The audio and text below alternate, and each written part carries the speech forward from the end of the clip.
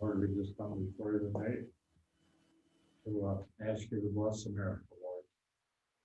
America's become broken up so bad, Lord, that we need peace back in America. And Father, I just pray for our president and for the cabinet there, Lord. And peace be come to this country in Jesus' name. Amen. I pledge allegiance to the flag of the United States of America and to the republic for which it stands, one nation, under God, indivisible, with liberty and justice for all.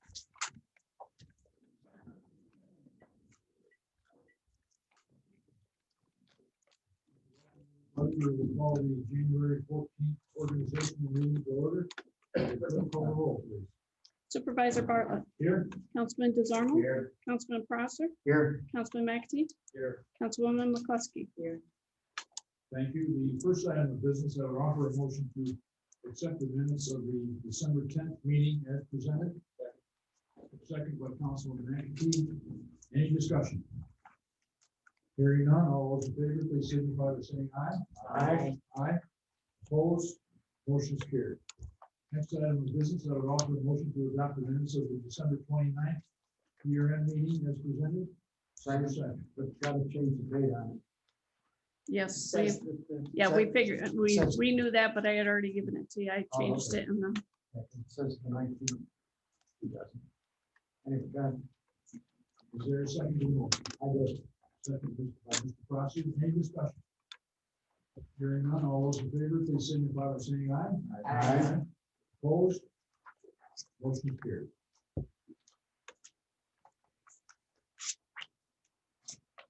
We've got a revision of tonight's schedule. The gyno representatives will not be here because they've been all under lockdown because of the COVID virus. What I'd like to do, if there's anyone here who care to address the board on any topic other than solar, any other topic,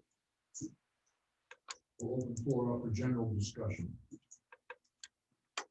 Seeing no one chooses to speak on that matter, we'll close the floor. This time we'll open the floor for public comment. Public hearing on local law number 1 of the year 2021, amending the local zoning code. We'll open that to meeting 7:05. I'd like to lay down just a couple of ground rules if I could. I know some of you folks have submitted letters to the board for consideration. If you have comments, I would like to limit those comments to 5 minutes. Anything beyond that you need, you can put into writing and submit to the town council if you haven't done so already. But I would also ask that, along with the 5-minute rule, that you not converse between each other, that you direct all your comments and concerns to the town council.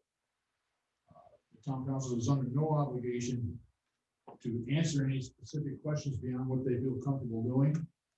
We're here to gather information from you folks before any decision is made. So now I'll open the floor if anyone cares to speak. Yes, sir. Mr. Walt, would you give your name and address? I'd like to ask you a question, sir. Yes. Do we have more than 5 minutes, or is that a hard and fast rule? And does that limit us in terms of additional suggestions and discussion we might want to suggest to the group? Yeah. I mean, I don't know why we have a 5-minute limit in this open. Well, there are a number of you, and before I forget it, stay right where you are. Let me do this.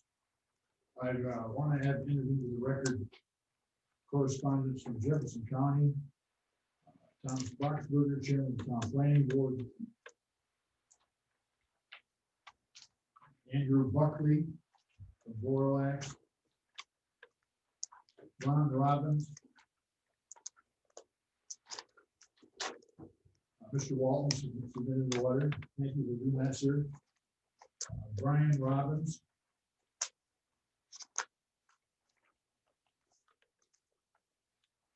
Have these entered into the record. All in favor? Enter these in, make sure these in the record. Yeah, go ahead, Mr. Walton, if you want. Sorry to interrupt you. If you need a couple more minutes, that's fine, but you do have your written correspondence here, and feel free to submit any more. Thank you, sir. Appreciate it. My name is Dave Walton, and I live on Old Rowan Road.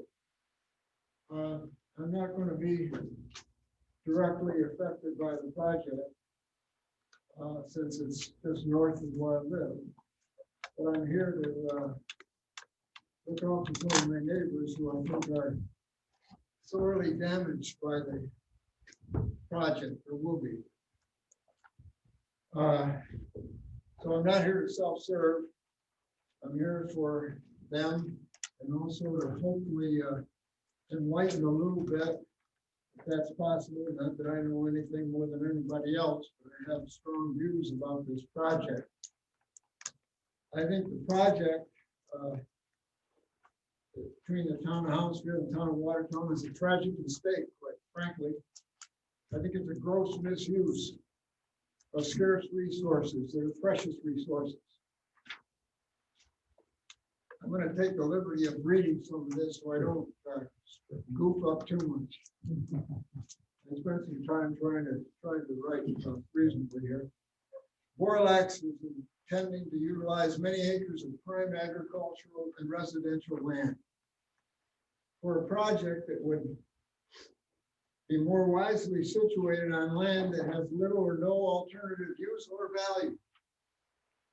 As an individual, would you use a more valuable resource when a less valuable one would work as well? That's a sensible statement. Of course you would, because that is the proposed project that's before us.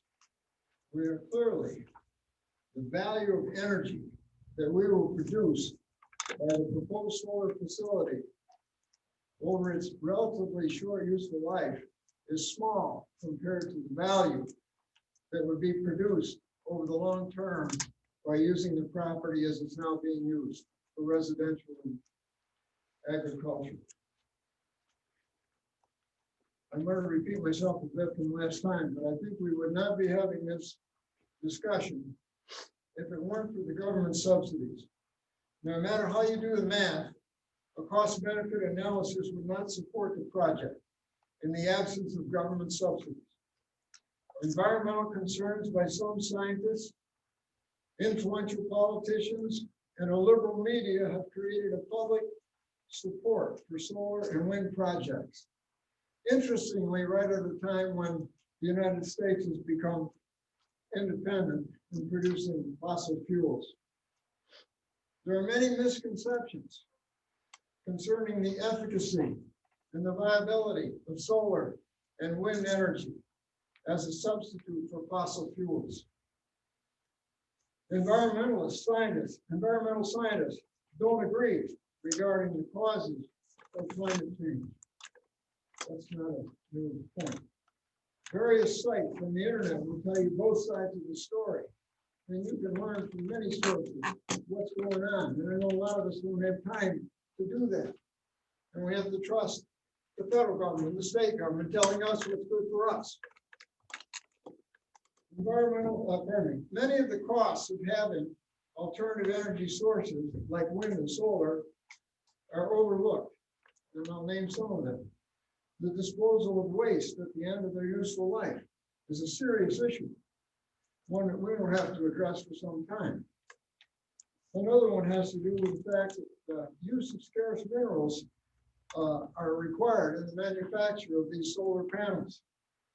And they're very expensive and scarce. I emphasize the word scarce.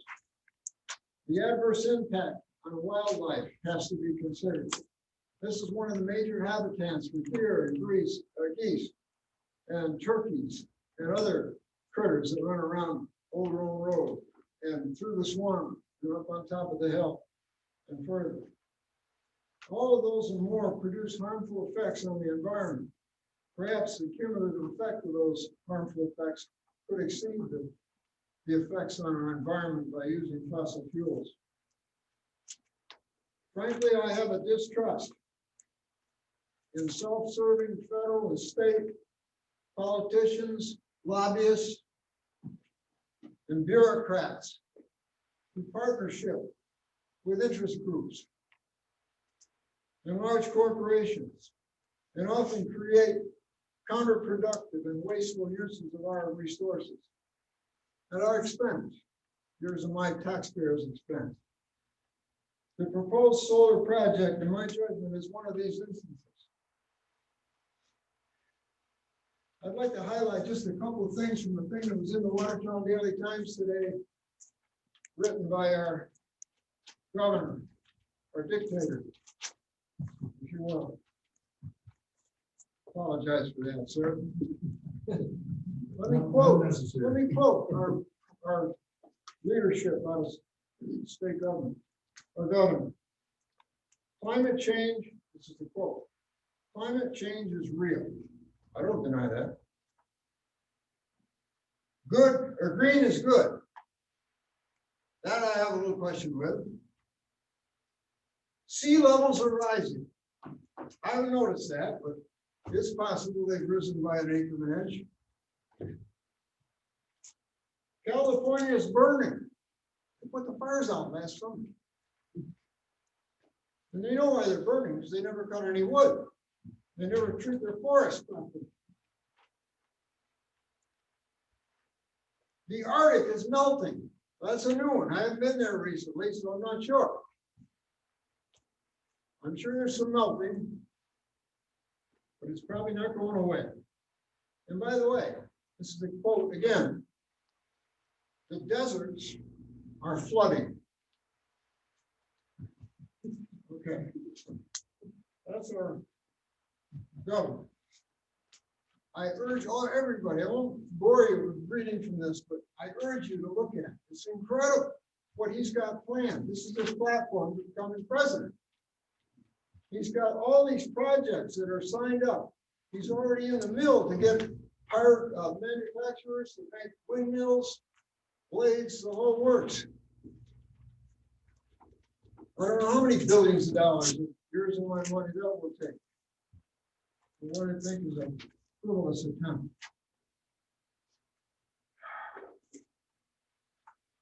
Excuse me for just a second.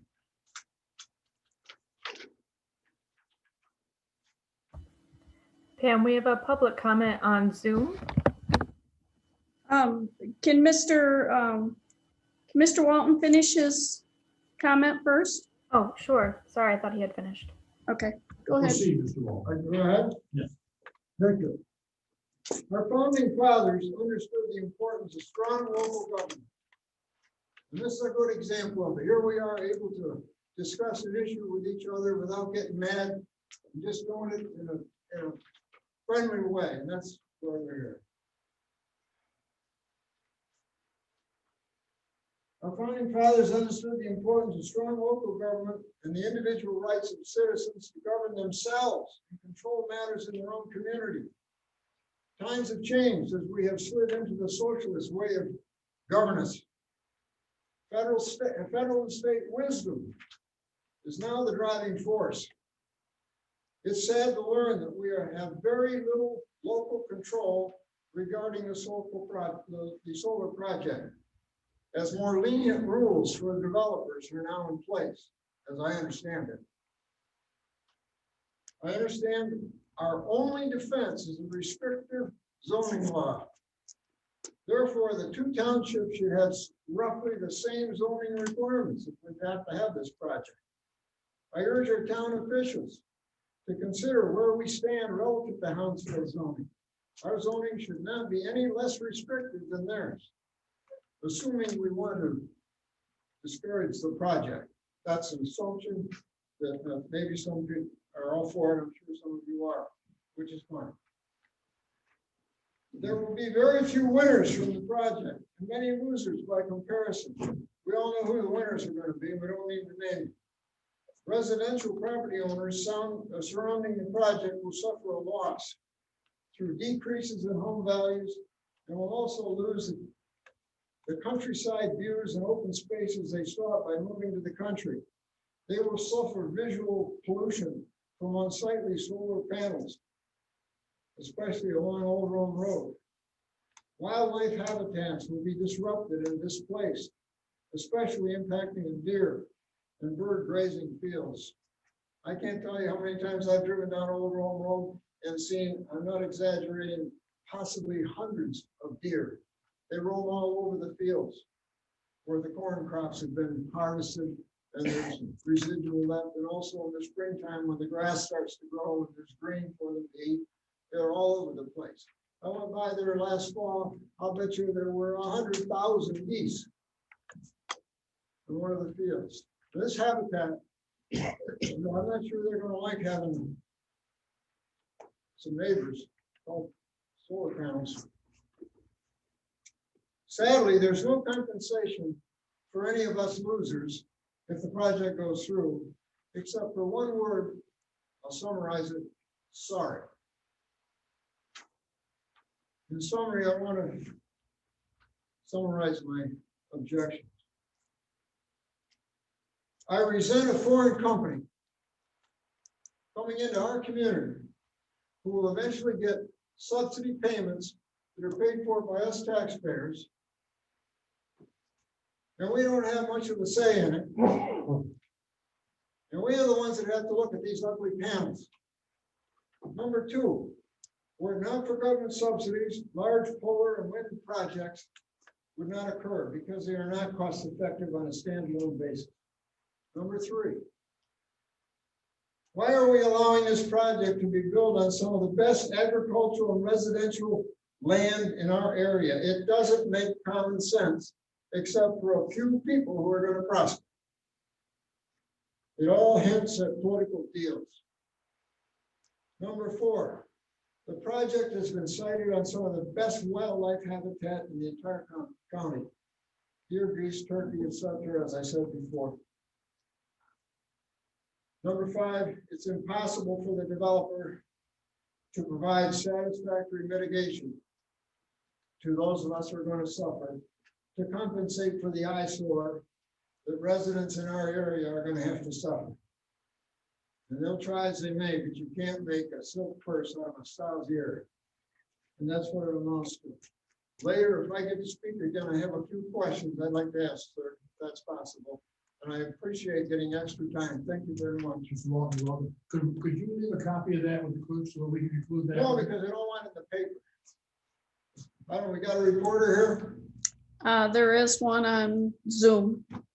Well, I'll think about it, sir. Okay, you're welcome. But before we proceed any further, just for the record, who do we have on Zoom that's participating? I don't know. Can we get the people on the Zoom to introduce yourself so we know who is participating? Sure, I will facilitate that. I'm Elena Millett. I'm a planner with the New York State Tug Hill Commission. Ben Wisniewski, will you present yourself? Good evening, everybody. Can everybody hear me? Yes. Yes. Great. Again, my name is Ben Wisniewski. I'm an attorney out of Rochester, New York. My law firm is the Zogman Group, PLLC, and my firm represents the Jefferson County Land Preservation Alliance, and I'm here to speak on their behalf tonight. Okay. Andrew Buckley? Anyone else? Yes. Go ahead. I'm sorry, Andrew, we can't hear your audio. Well, Andrew connects, I'll pass on to Darren to present himself. Could you just identify yourself? We're kind of curious to know who. Sure. I'm Darren Suarez. I'm with Borlex. I'm a manager of public and government affairs, and glad to view this event this evening. Thank you, Darren. Scott, would you like to introduce yourself? Yes, my name is Scott Zaire, and I am with Russell Greenwood, residents in the town of Watertown. Thank you, Scott and Russell. Julia, would you like to introduce yourself? Yes, I'm Julia Stahl with Borlex. Can you guys hear me? Yes. Okay, great. So thank you for the opportunity to be here today, and we'll be happy to answer your questions. Thank you, Julia. Ruth, please introduce yourself. I'm sorry, Ruth is also with us. Russell and Scott. Okay. We've got Alex. Can you introduce yourself, please? Yeah, can you hear me okay? Yes. Yeah, good. Alex Dejanovic, I work for Borlex, and I'm on the real estate and development coordination side. And again, happy to be here and happy to answer any questions. Thank you, Alex. Brian. Hi, I'm Brian Robbins. I'm one of the landowners involved in the project. Thank you, Brian. Carly. Hi, I'm Carly Smith with Borlex. I'm on the Environment and Community Relations team and happy to be here. We also have on the line Lexi Bruning. She's a reporter for Channel 7 News. And Andrew, can you hear us now? Is that everyone? There's one more person. He's connecting audio still. Can you? Andrew, Hi, can you hear me? Yes, we can hear you. Hi, yeah, this is Andrew Buckley from Borlex. I'm the development manager for the Greens Corners Solar Project. Thank you, Andrew. And that is everybody on Zoom. Thank you all very much for participating. Some of the folks who are here live in person, if you have any comments beyond what you might have submitted in writing, the floor is yours. Please identify yourself so we can include your comments in the record. My name is David Shannon. I live on Old Rome State Road at 18100. I am a disabled veteran and a retired deputy police chief for Fort Drum. My family and my property have been victimized already by this project, and I wanted to know how much further I'm going to have to take of that. Over the summer, I spoke to the gentleman that identified himself as Alex from Borlex about trespassing on my property, and my property was damaged by the equipment that they decided to drive across on their own without even acknowledging that I had a house that they drove right past. The machine they used dug up the property and stuff. It didn't damage any of my lawn care equipment that I used to take care of it. However, it was, you can see the track marks still from the track machine and whatever they used for soil samples or whatever that went across the yard. That was the first incident I had with these with this project, and that was a few months into when I first found out about this even happening. I've lived at the property for 4 years now. The second incident, I had my whole family was out back. We have 4 acres where I'm at, and it's all bordered by farmland. And the individuals that were doing surveying or whatever decided to walk right through my backyard where my 2 4-year-old and my 7-year-old daughter were outside playing. Just have some strange guy with an orange vest on come through. My wife, my sister-in-law, and another friend of mine were out back on the porch sunbathing in their bikinis. And this individual was walking closer to my house than I am to you gentlemen right now. And that is an extreme invasion of my privacy that I've already had to deal with. And my family only felt safe because of the position I held and the job I had for 28 years, protecting and serving this community as it is. You can check with your son. He can verify who I am. I've known Brett for quite a while. But I'm appalled at this, and I don't want to deal with this any more than what I've already had to, because it's caused some serious privacy issues in my family, like I said, from individuals just walking across my backyard. And that's the only times that I actually caught somebody. And I've known that there was other people that have walked across the yard too, because I have surveillance cameras that can see people walking across my yard. And all I get told on the phone is, we'll talk to them about it. They're not supposed to be there. We know, and whatever. So, like I said, I don't want to look out back in my house and see solar panels either. I mean, I'm probably sure if we put some up on Dry Hill, you get some awesome sun up there. And I am positive that that's probably not a beneficial thing for you as well. So that's all I got to say right now. Thank you. Thank you, Mr. Shannon. I'm sure we've got a couple of meetings coming up with Borlex, and we'll certainly pass on your concerns to them? Oh, I've passed on vocally very well. Alex can verify my displeasure, I'm sure. Sometimes local government can help. I'm hoping, because I don't want to resort back to my law enforcement days. Is there anyone else who would care to address the board? Ben, would you like to address the board at this moment? Yes, thank you. Unless someone else is going. Yep. You're good. You're good. You were not go ahead. Pam, we're not hearing over here. Who's going? Bill Tremont. My name is Bill Tremont. I'm a local resident, lifetime resident, basically. I live on Old Oak State Road as well. My family. My grandfather actually farmed that, so we're on our 4th generation on Old Oak State Road in Watertown. That's one of the reasons we're so concerned about the project. Obviously, we're lifelong residents. We live here, move back here. We care deeply about the community and the town, and wish you had as many meetings with us as you do Borlex to discuss it. It's disheartening, quite frankly. The current town comprehensive plan states the plan is intended to provide a framework for land development and land subdivision controls. It will also help assure that the growth of the area will be in concert with plans for infrastructure and road development and will not negatively impact natural resources and rural character. Finally, it is hoped that other governments, states, counties, other local governments will find the plan useful for shaping their future development activities. It is the purpose of this plan to create a vision for the community's future. That is the shared vision of the citizens of the town of Watertown. I can assure you that this proposed industrial wasteland of solar panels and chain link fence that destroys hundreds of acres of wildlife habitat, the scenic farmland,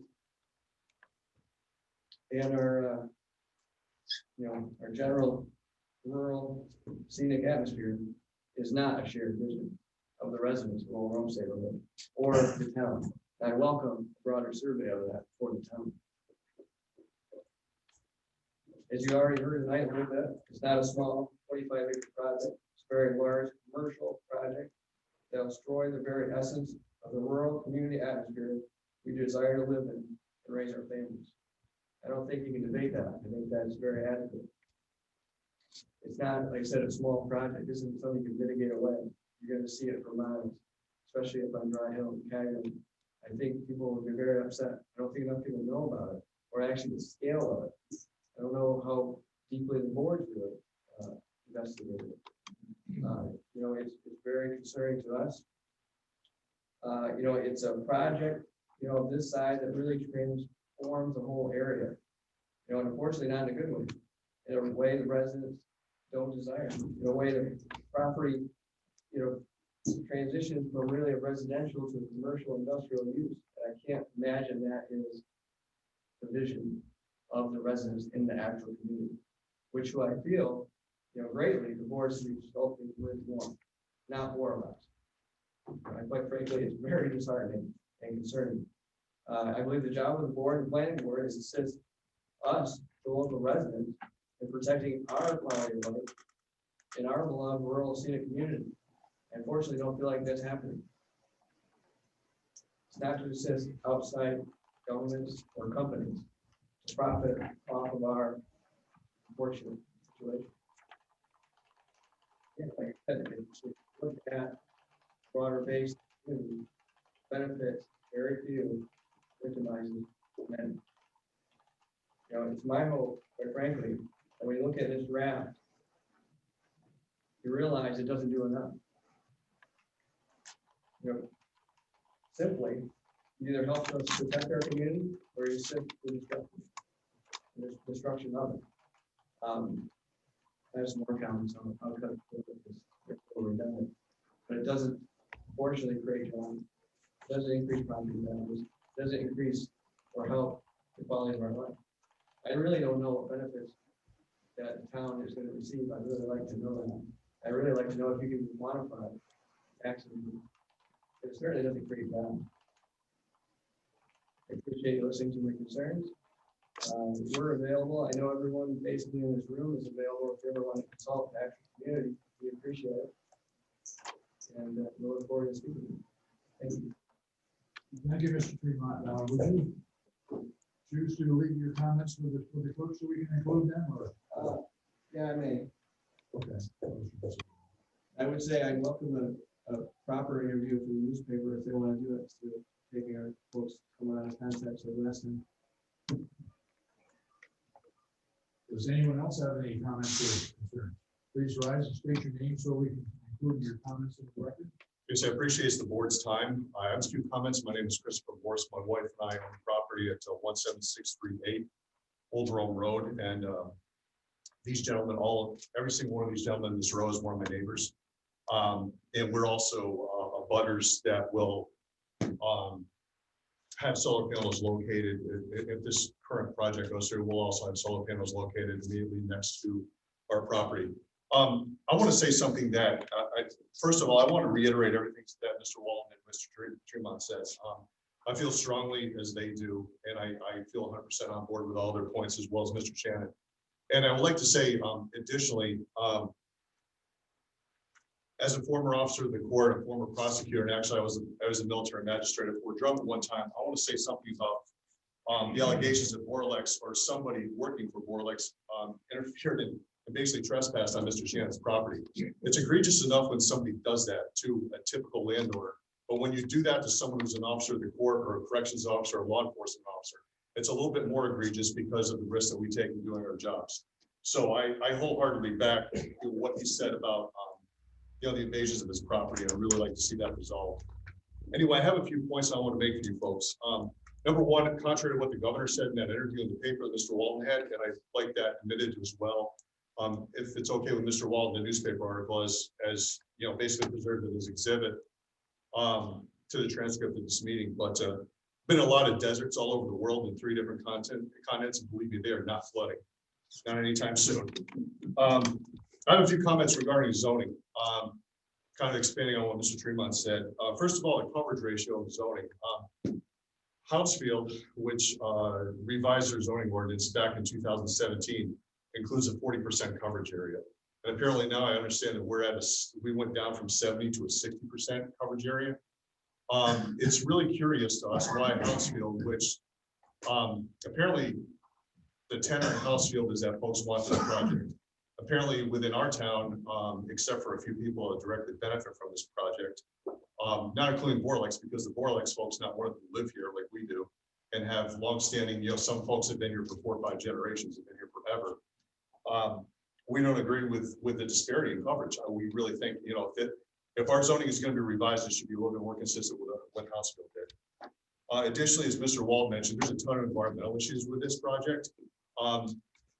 One of the big environmental issues related to wildlife is the fact that if you drive, which a lot of people do seemingly increasingly, up Old Rome Road, you'll find about 2-3 months from now, you'll find deer carcasses all over the side of the road.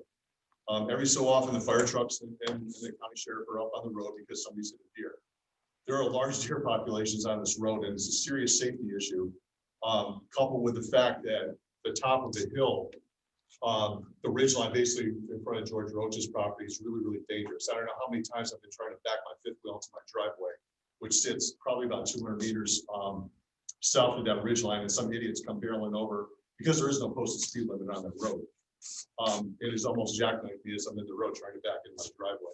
So case in point, like I said, in the spring, you'll go up and down that road, especially toward Beaver Meadows, you'll find probably about 5 or 6 deer carcasses in because somebody's hit them. No fatalities that I know of, but that day, unfortunately, is probably going to come.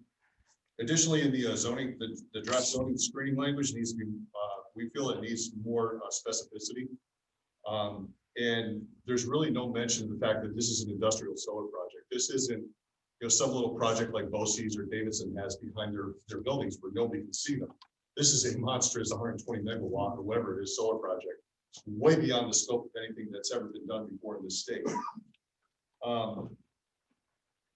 There's also a lack of specificity we keep hearing about all the great tax revenue that's going to come out of this project. How to be a break on property taxes, or Borlex is going to contribute to the tax base of the community, whatever. And yet no one seems to have any specifics of that. Additionally, there's a related issue with that, in that if all this great tax revenue is going to come into the town, basically, you know, on the back of this project, if it actually happens, then those of us who are directly affected by this, i.e. the three of us right here, along with a lot of other people who essentially, you know, have a degradation of a property value due to the solar project, I think the town owes us a reassessment. If this project actually goes through, and we're getting all this great tax revenue, because our properties, the fair market value is obviously going to take a hit. We've done a little bit of research on that, and in other places where solar has come in, there's been as much as a 20 or 25% reduction in property values. So I'm not saying that we have a 20% reduction in value, but I think we are owed a reassessment. Additionally, I'm not sure if Old Rome is a county road or a town road, but we've seen an increasing amount of traffic. And, you know, if we get farm traffic, you know, there's tractors going back and forth, that's fine, that's local stuff. But there's been an increasing number of tractor trailers going up the road, and a lot of people are using it as a shortcut to Route 3 from exit 44. And if we're going to have all these fantastic jobs that are going to be created, we're probably going to be Quebecers who are going to come down to New York State to put these panels up, because I really don't think there's a firm within Jefferson County that's going to get hired to do this. But nonetheless, if we're going to have all this heavy equipment all up and down the road is already really, really beat up. And if Borlex is going to take, if this project goes through, Borlex is going to take advantage of Old Rome as a connecting road, which provides them access to every single solar project, with the exception of a couple up in Massey. I think the town is owed, you know, basically a rebuilding and repaving job on the road, because it's already in pretty bad shape. Additionally, like I mentioned, I think if anybody thinks that any of these 100 jobs are going to come, you know, to people within our town to put these projects up, I think they're really full of themselves. You know, I really don't think there's that these are going to be local hires, but perhaps Borlex can answer that. You know, like Mr. Walden said, a strong local government can do a lot of really good things for a lot of people. I ask you at this point to be strong. You know, this isn't kicking the can down the road. This isn't some dog, you know, some new dog ordinance, or this isn't somebody putting up some new lights on Outer Washington Street in front of a car dealership. And this isn't, you know, like, you know, some so-and-so take down their fence. This is major league, folks. Okay. And the problem is, you folks have been on this board for a long time. This might be the biggest project with the most effect that you've ever seen in this town. And if you allow this one in, you know, going by the plain language of the article Mr. Walton was quoting from, there's going to be more projects. And if you want all the R1, you know, R1 areas within the zoning map to disappear, and you want us to become basically the solar farm of St. Lawrence, then go ahead and allow this project. And I've got it, you know, I've heard this, like, you know, the state's going to do what they're going to do, and, you know, we can't stop it, and it's only a matter of time, and a whole bunch of other stuff. But, you know, you don't know until you try. Because it's strange what can happen, you know, when you actually put your mind to it and try and get something done. And frankly, I don't know if there's, you know, I don't think there's a whole lot of people in favor of this within the town. And yet there's a whole lot of people against this project within this room right now. So with that, you know, thank you for your time, and I hope you take my comments to heart. Thank you, sir. So well noted. A couple of questions I got. I'm not sure if the clerk can answer. The affected area, the area that's where the residential out in that area is going to be affected. Is that always been residential, or was it previously all farmland? It's residential, but within the residential, it might be part of an ag district. I'm not sure of that. We'd have to check with probably Jay Madison. We'd have to go back and look at the zoning back 40 years ago to see if any zoning modifications were made, or the zoning was changed from farmland to residential. I'd be curious to find that out. And for a question for Andrew or someone at Borlex, as you're well aware, and hopefully the folks that are here tonight hopefully are aware that basically the governor's office has set up a siting commission to pass judgment on this project. the town is very limited in what we can do, other than the community portion of it, which involves you folks. There's not much we can do to submit submit recommendations for their consideration, because basically, you know how the state works with their committees they form. They're basically made up of people that are former NYSERD people and people involved with it in that field, these siting boards. The town does have 2 representatives on that board who are not affiliated with any energy source company whatsoever. So I just hope that you realize that the board's got a tough decision to make here, because you've got property owners who are going to be leasing this property to Boralex, own the property, have paid taxes on the property, have farmed the property for many, many years. The question comes to mind, do they have a right to utilize their property the same as you utilize yours? See the predicament we're in. It's a no-win for us. We're just stuck in the middle of this and trying to make the best that we can and try to satisfy people and try to bring compromise into the whole equation here. I know site screening is one of the options that we have. We can change the zone. And I'm curious to know from the folks at Boralex if the radius that you have intended to use around each residential home, you've got that set at 375 feet radius. I'm curious to know if you might entertain the notion of increasing that to 500 feet. That way you've got a minimum of 250 feet out the back door. I don't know if Boralex will entertain that motion or not, but I would also like to see, as far as screening and vegetation that's planted, I would like to see Boralex have some discussion with the property owners in this area in the event this is going to be built, put in, regardless of if the town wants it or not. Screening efforts, I think, should be more or less aligned with where the property owner wants them on the property owner's property. That brings the screening much closer to your house. There are some other questions I've got about the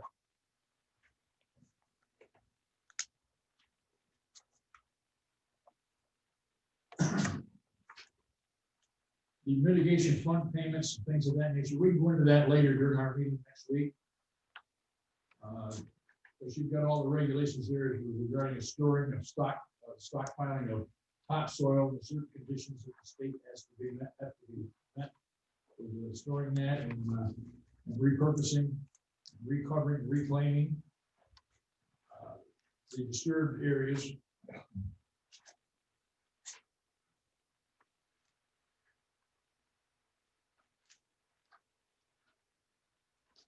I know I've had some conversations with the county ag coordinator. He has some questions he's going to be submitting in writing. To see if we can get them addressed at the local level here. But as I said, I just want you to remember, our hands are kind of tied. Any corrections to the zoning ordinances, we can put them in there, but if the state's going to override them, we wasted a lot of energy. We will do the best that we can for you, certainly, because I own property in the town myself, and I can certainly understand the situation that you're in. There has to be a balance there between what you folks need as property owners that live in the immediate area and the rights of the property owner that is going to be leasing this property. Those have to be taken under consideration here as well. There are certain things that I would hope to see addressed by Boralex, the impact it's going to have on farming activities that are currently in use on this property. How much of that is going to be lost? Is there going to be a mitigation plan for that submitted? There are a number of questions we've got yet. And does the board have any comments or questions? I'm going along with it. I agree with everything they're saying, because they're a hideous looking thing to have to look at. Right up here on Brookside Drive, they got that acreage up there. And when you drive by, it looks bad enough from the road with the trees there. Thank God there's a little vegetation, so you don't have to look at that. There's not a good sight to have in the middle. And that's my thing. I can only speak for myself, but I agree with everything said in the book. It's also very frustrating, you know, when things get kind of crammed down your throat. That's right. You don't like it. And we understand your frustration. And I think we'll do the best we can to do all we can, but it is, that's a sad fact. We're just asking to try. No, show the effort. And I think there is mitigation. I'm sorry, I didn't hear you. I think what's, and I'd like to hear from somebody on Zoom, but I feel like, you know, this project is a big project. There isn't a balance being struck, especially with the person leasing the land, if you're gonna cover 60%. I mean, you're chain link fencing in most of the acreage of it. So it's not gonna be used for anything but solar panels. It's not gonna be farmed. There's no wildlife gonna be on it ever again. There is a way to have better mitigation for residents and have the project, in my opinion. It just needs to be shrunk. It has to be realistic. I've seen the site plan, you all have, you had more meetings than I have, obviously. This thing's not shrinking, it's getting bigger.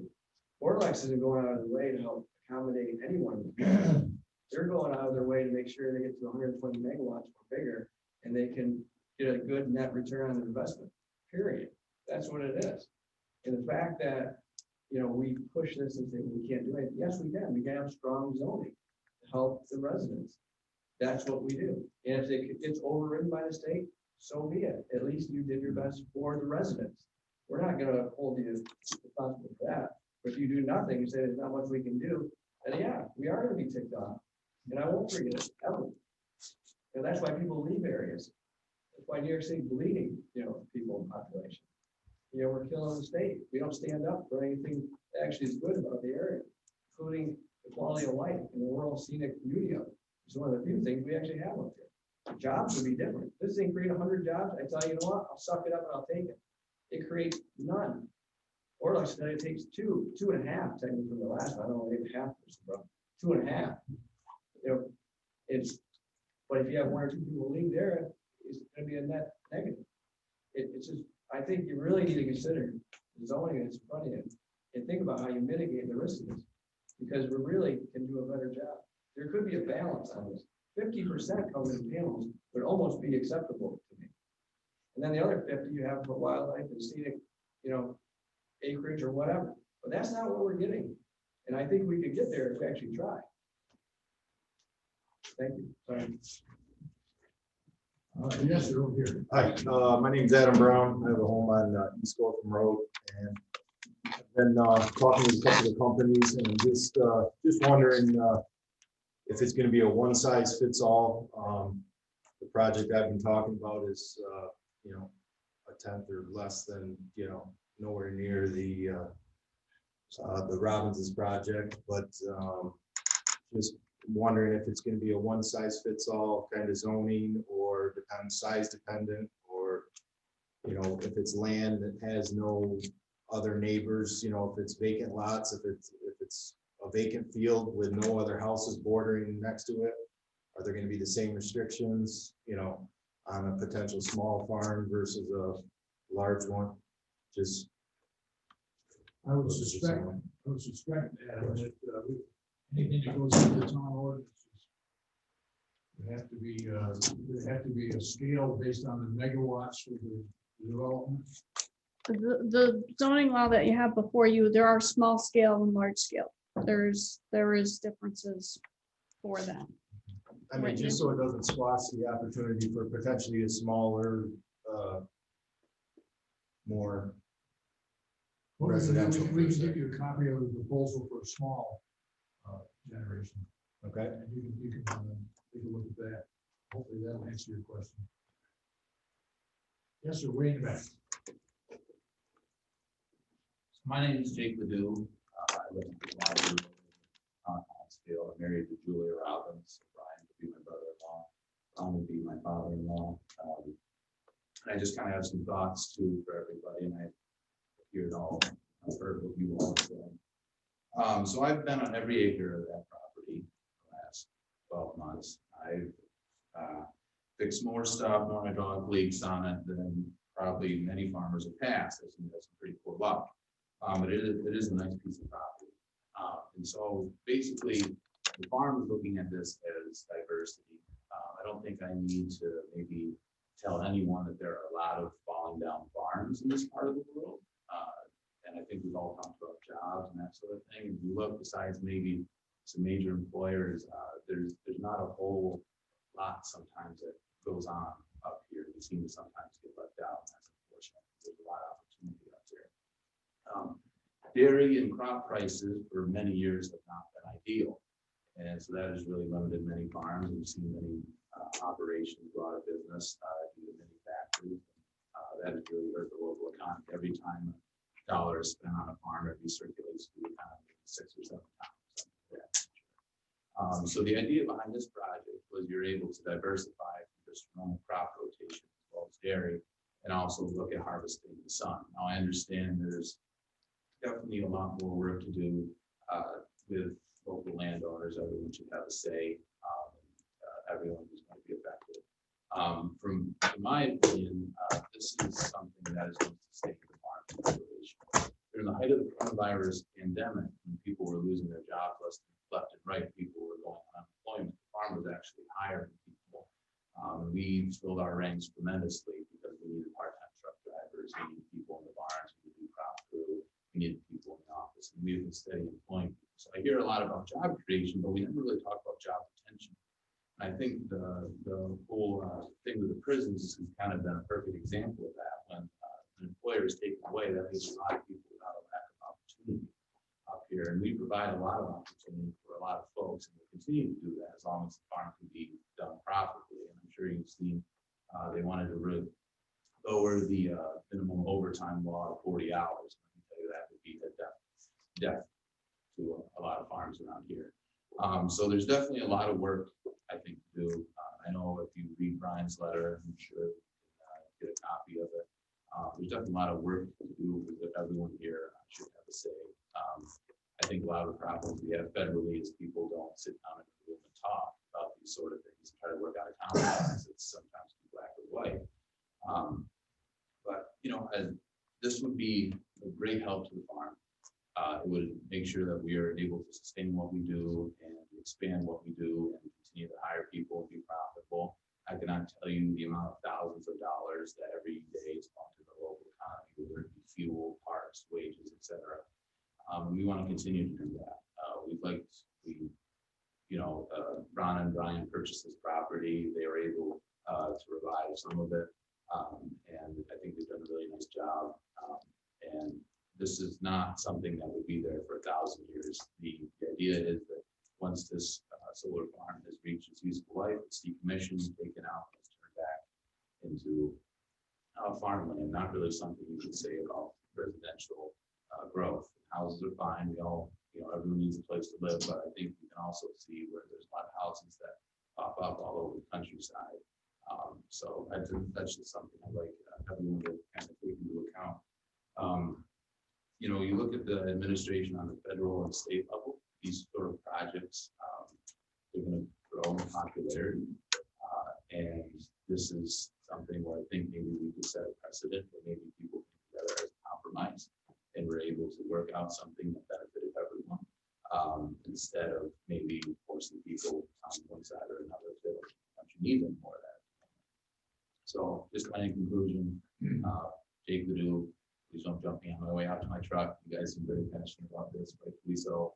I'd love to maybe sit down, maybe the farm owners, Brian, Nancy, and others need to sit down with property owners and see how we can work out something so that everyone feels like their voices are being heard. And please understand that this is not something that is done out of greed or anything of that nature. This is something where over the past from 2014 to 2019, farm prices were incredibly low.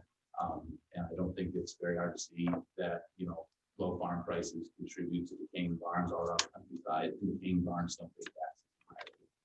So I think it's something at least worth looking at in that regard. That if you were able to provide this income to the farm is going to continue to hire folks, give young people opportunities, We have everyone from George Roach working on the farm. I'm sure everyone here knows Big George, all the way to a 19-year-old intern. We're going to continue to give those opportunities to my kids and kids after that, as long as we continue to operate profitably in New York, which is becoming ever more challenging as the year goes on. So I think everyone understands that.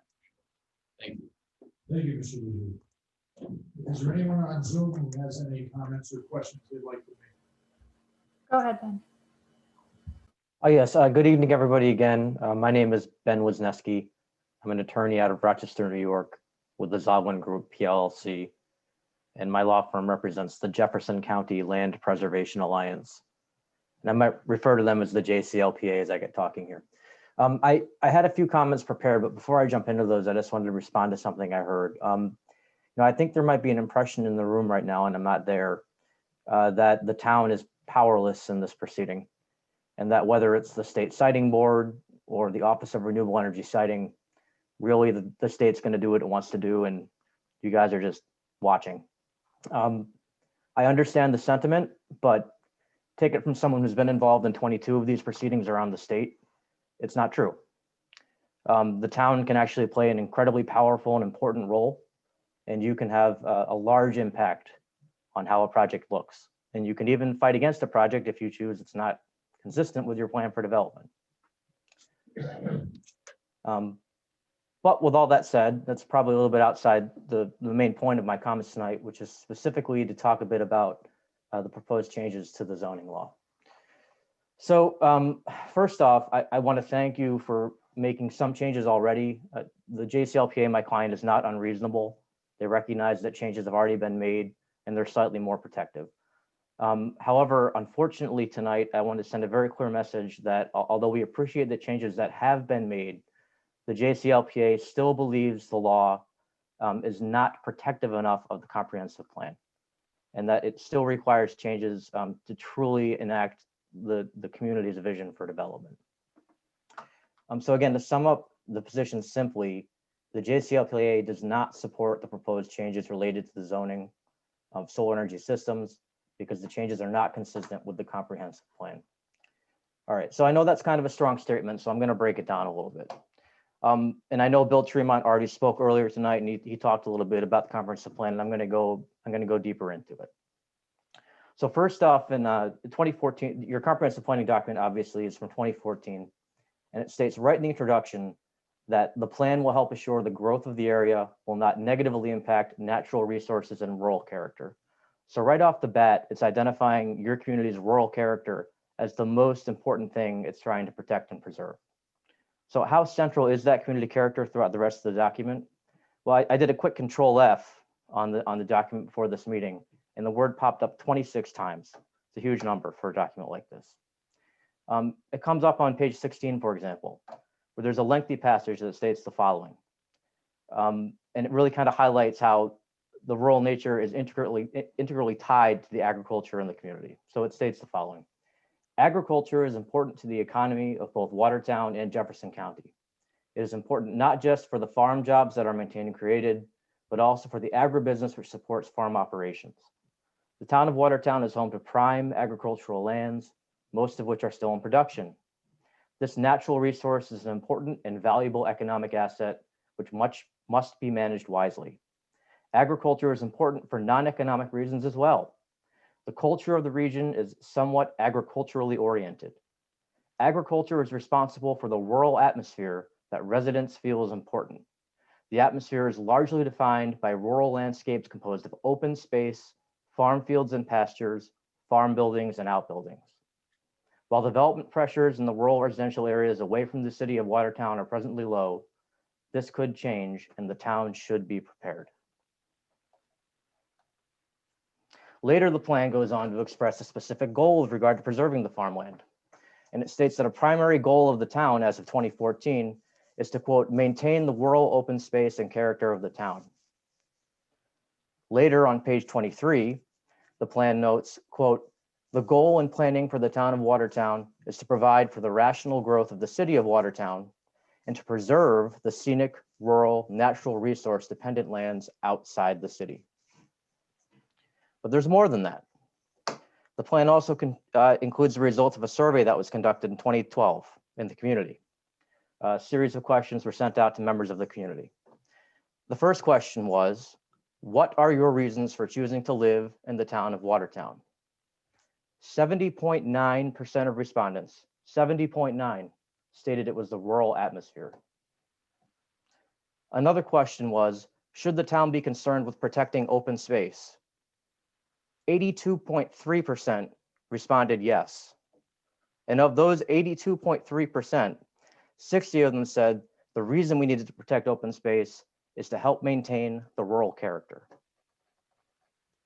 I think it's pretty clear that the comprehensive plan for Watertown has a heavy emphasis on maintaining the agricultural and rural character of your community. Okay, so what does it say about renewable energy development? The answer is not much. It only mentions it a few times, and the focus seems to be on growing small facilities for personal use. So where does this leave us today? Obviously, the town is facing an enormous new project that's fundamentally incompatible with the rural character of the town and completely at odds with the comprehensive plan. Unfortunately, rather than taking steps to strengthen your local law in a way that would appropriately limit large-scale development, the current draft on the table may well allow mega projects into the town, which would forever alter your community. Now, my client, the Jefferson County Land Preservation Alliance, appreciates that some of the suggestions we have made have been listened to and incorporated into the law, and we thank you for that. But I'm here today on JCLPA's behalf to request that you table any vote or further consideration of the law until you can look at additional measures that we believe are absolutely necessary to preserve the community character of the town and to enact the goals of the comprehensive plan. So just to sum this up a little bit before closing, the JCLPA really has three final recommendations that we'd like to see changed in the law. The first recommendation is that in light of the fact that protection of farmland is one of the primary goals, we would like to see the town expand existing prohibitions on development of prime farmland to also limit development on prime farmland if drained and soil of state importance. So this specifically refers to section 107-16.1, subsection C, subsection 2 of the law. The specific language we'd like to see added follows. In addition, large solar energy systems shall not result in conversion of more than 10% of all soil classified as prime farmland if drained or soil of statewide importance per site. Converted farmland includes both farmland inside any perimeter fencing associated with large facilities and any adjacent prime farmland that is no longer suitable for farming as a result of the large facility. Now, I'm happy to provide these recommendations in writing if the board is willing to accept them after tonight. But the whole goal here is to not only protect the prime farmland, but also other important farmland that could currently be being farmed, including prime farmland if drained and farmland of state importance. That's the first recommendation. The second recommendation is to strengthen some of the substantive standards for development in the law, and specifically some of the standards that are contained in section 107-16.1, subsection C, subsection 3. The first standard has to do with lot coverage. The JCLPA would very much like to see the percentage change to 40% to be fully consistent with the adjacent community of Hounsfield. The JCLPA believes this is absolutely essential to preserve the community character of the town. The appropriate number is 40%, not 60 or 70. And then later, regarding section C31 height setbacks, it appears that some of the setbacks have been increased, but really the best numbers would be a 300-foot setback from lot lines and a 500-foot setback from the property line, and from residential structures. And there is plenty of precedent for that in the state that I'd be willing to share with you. Finally, in terms of the third class recommendation, and I understand this is the hardest one, we strongly suggest that the law be modified to allow for 4 tiers, 4 different sizes of solar facility rather than just 2. Solar energy systems come in a variety of sizes, from very small installations on roofs or in backyards, to medium-sized ones for commercial or industrial use or farm use, to even larger community solar facilities, and then finally the much larger facilities that are really designed to pump a lot of energy into the grid and ultimately be transported downstate if the state's successful in building out its new transmission system, which it has not done yet. But the point is, there are many sizes of solar facility. They have different impacts, and it makes sense and follows that they should be regulated in different ways. By trying to ram everything into two different sizes, you're probably over-regulating the small ones and under-regulating the large ones, which we think is the case here. One potential way to break this up would to be into 4 tiers. The first tier being roof-mounted solar energy systems and building integrated systems. These are the very small ones for personal residences use. The second would include ground-mounted systems up to 4,000 square feet, not generating more than 110% of the power that's used on site. The third tier would basically be anything else, anything bigger, until you get to the fourth tier, which is any facility that's cited by the state and not the town. So under either Article 10 or now Article 94C, that's really going to be any project greater than 25 megawatts in size. You could also lower that cutoff to 15 acres if you wanted to. So in summary, again, thank you for the opportunity to speak tonight. JSLPA is grateful for the changes that have been made, but think more are necessary. And it's important for you to understand that JCLPA is prepared to take all actions necessary to protect the town's comprehensive plan. Thank you. Can I ask a favor of you, Mr. Wisniewski? Yes. Could you submit your suggestions to us in writing Yes. When would you like them by? Tomorrow? Sure thing. I don't want to keep you up all night, but no, I've been up since 4:30. What's another few hours? as soon as possible, sir, if you would. We also have Scott Zaire for comment. Okay. Hi, thank you for the opportunity to speak with the board tonight. I'm here with Russell Greenwood, who is a landowner, town of Watertown, speaking on his behalf. We'd just like to point out that, there are other solar projects that have taken place in the town of Watertown. We're all aware of that. This isn't the first time that land that's being used in dairy or beef farming has been converted to solar. And it certainly wouldn't be the first time that land of this nature has been converted in the township of Watertown. I believe there's a project over on County Route 67 near Burrville that is covered with solar panels at this point. That was a row crop field at one point. But I also want to point out that, and I grew up on a dairy farm, so I always thought agriculture was simply dairy cows or beef cows and row crops, corn, soybean. But I'd like to challenge everybody too to think about, what agriculture really is. So we're not taking land in a solar project and trashing it. You're putting solar panels on it that'll be spaced appropriately. That would actually allow some crops to be grown in between the solar panels, but also for sheep grazing. And sheep grazing is agriculture, is milking cows. Just because we're not accustomed to seeing sheep in the town of Watertown and the town of Hounsfield doesn't mean it's not agriculture. And diversifying our agricultural footprint in this community is not a bad thing. We talk about the privacy fencing that could be planted. Who's to say we couldn't plant maple trees around it, tap those trees and create maple syrup. So I mean, it's really I understand everybody's concerns. I understand the people that have lived there and don't want to have a solar farm in their backyard. But I'd also ask you to think about what your neighbors who own that land and also live in this community, think about their rights on their property as well. There's the project on County Route 67 isn't the only one. There's obviously the one by Bosse's and out behind Davidson's. The farmland that was used to put in the Lundy, where Kaz Equipment is out there, the new industrial park, So this isn't the first time this has happened. One of the gentlemen that spoke earlier tonight, I believe he used to own the farmland where Salmon Run Mall sits. So if we're gonna fight change, that's one thing. And on many cases, I'll fight change right along with everybody there. But I'd really challenge you to really think about what agriculture is. And this land is not being thrown away. And in fact, when this land lease is done, the land can be restored back to row cropping. It can be restored in another way. That's just something to really think about.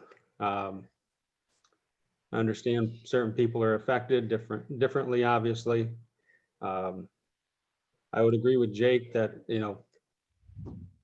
sitting down and talking with your neighbors is probably a good start. And let's hear everybody's side of the story as well.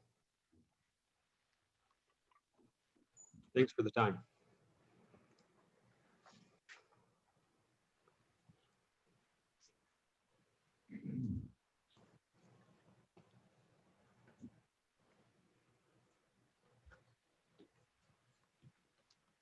Is there anybody else on Zoom that would like to comment?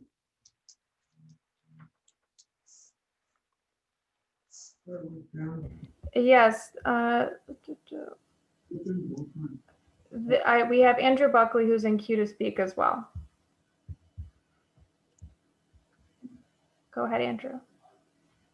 Thank you, Elena.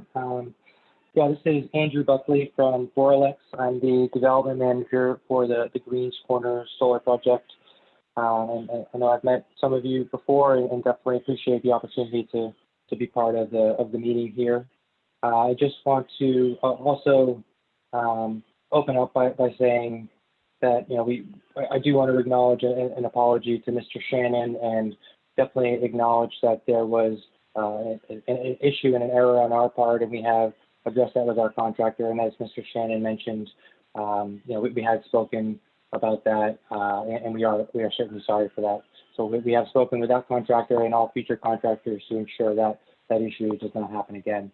Just wanted to quickly mention that on the onset.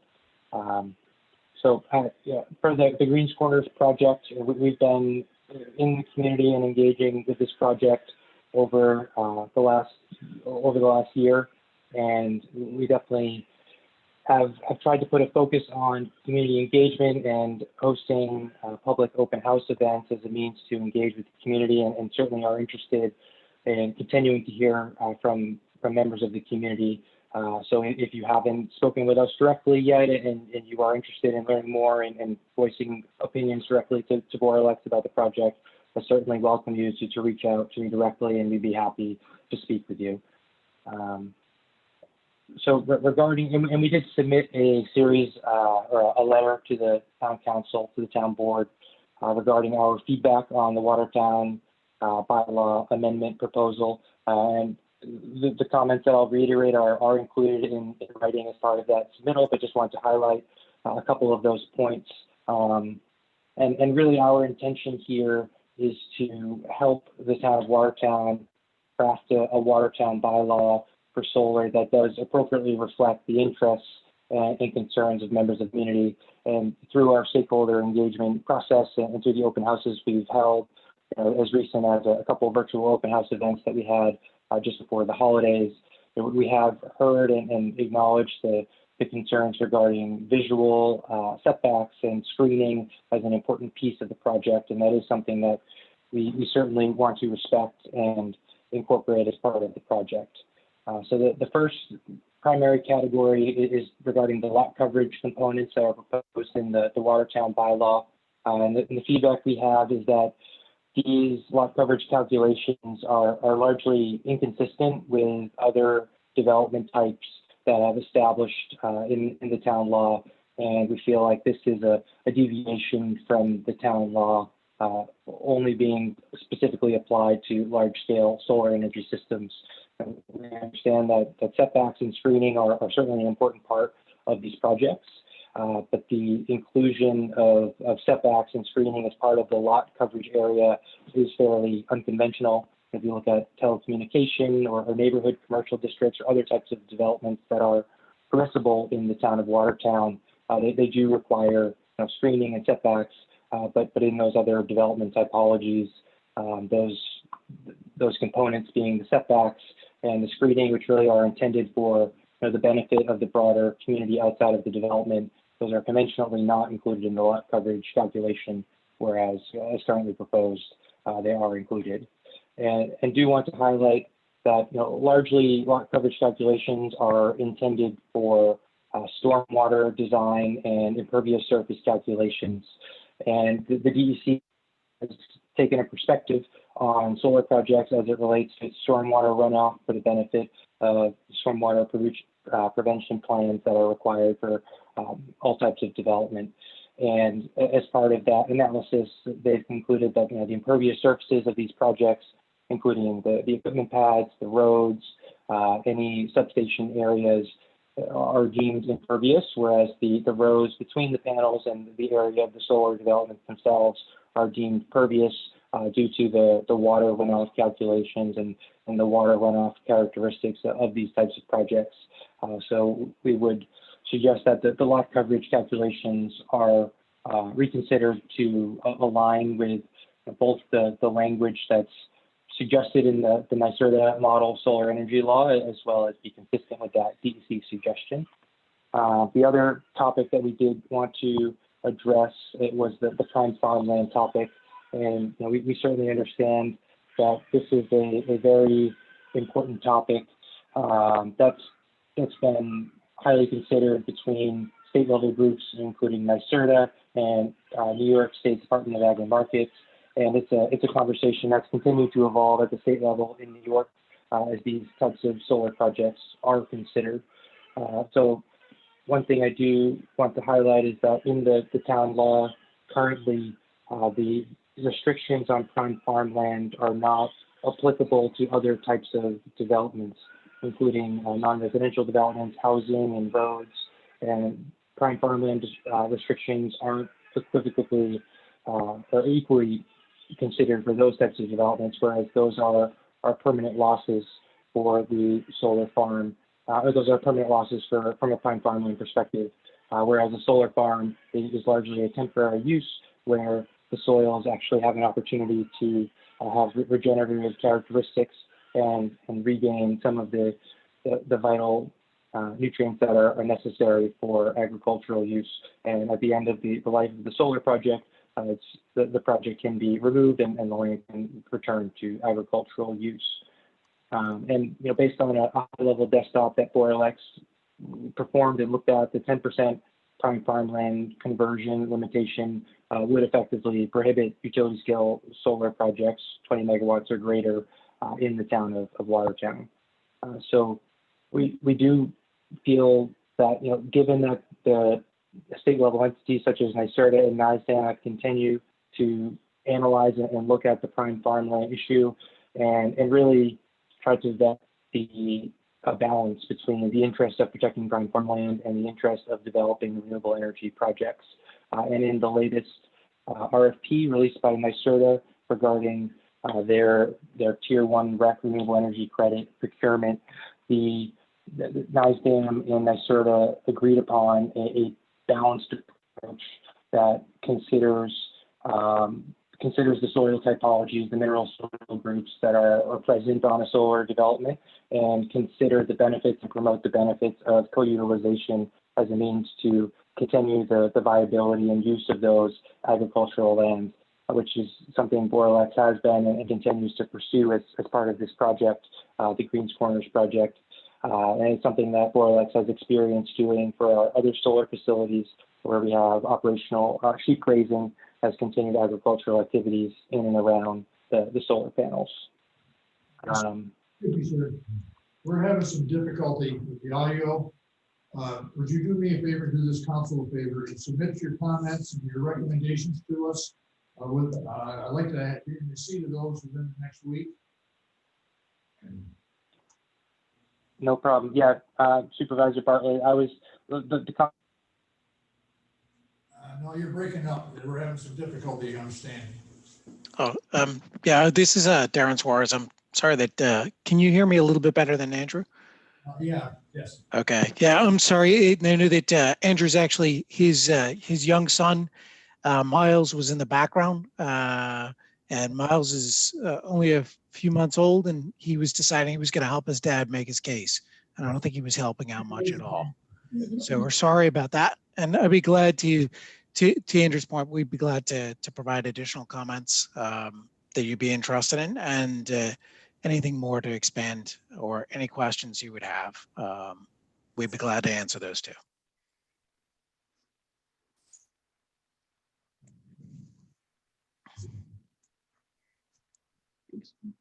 Okay, is there anyone else who has any comments or suggestions? What I'm going to do is, the council's not going to take any action on this tonight in lieu of the fact that we've got a mountain of evidence still to read. I thought we would have the most of it right now, but it still keeps coming in. And if there are any further comments from those who are participating via Zoom, I would ask that you submit them to the town in writing. And I would also, if there's no further comments here from amongst the people over here, yes, sir, go ahead. One question, sir. I just want to know if this forum can serve as a notification to the employees of this project, that if they're caught on my property again, that I can use this forum to complain or file a criminal trespass complaint. I certainly understand your position, sir. I'm assuming you're certain the town is not going to be in the middle of potential civil suits. This is official record, and this would be serving as a official notice to them. The minutes of this can be used, and then I can file the paperwork on my own. I know that as a law enforcement officer after 28 years, I should be able to file a complaint and use. And you're certainly entitled to any minutes that come from these meetings. That's what I'm saying. So I can serve this as notice to them that if they're caught again, then I will pursue myself criminal trespass. It is not. That's why I ask if this. Yeah, I don't have to. If I'm surrounded by farm field, so I don't have to. But if this can serve as a public notice. Then you're good up for criminal. That's what I'm saying. That with this notice right here, as being members of their organization can understand what I'm saying, then that can serve as public notice, and I can file a complaint through the sheriff's department. Then I took numerous complaints like that before. Your message is understood. Thank you. Anyone else? Yes, Mr. Wall. I had some questions, if you don't mind. Certainly. First one is, what are the benefits to the town of this project should it go through? Not a lot. More headaches. That's not any indication of how I'm going to react to the changes in the board. Well, it strikes me that we don't have any allegiance to borax. I understand.